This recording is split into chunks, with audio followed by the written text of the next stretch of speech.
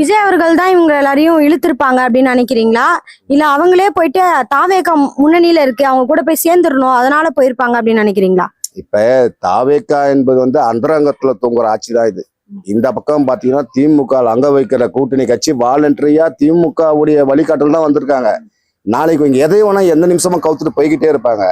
அதனால அண்ணா திமுக எம்எல்ஏ வளைச்சு நம்ம கொஞ்சம் உடைச்சு கிடிச்சு வச்சுக்கிட்டு, அதாவது இவங்க எதிர்பார்த்து நடக்கல, இவங்க சப்போர்ட்டிவா வச்சுட்டா இவங்க போனா நம்ம இவங்களை வச்சு ஃபைட் பண்ணலாம். ஒரு 2 வருஷம் ஒரு நப்பாசை தான். இது நடக்காத காரியம். இருந்தாலும் அவருக்கு அபாய எச்சரிக்கை ஒழிக்குமா? இது என்னைக்கு இது நீடிக்க போறது கிடையாது.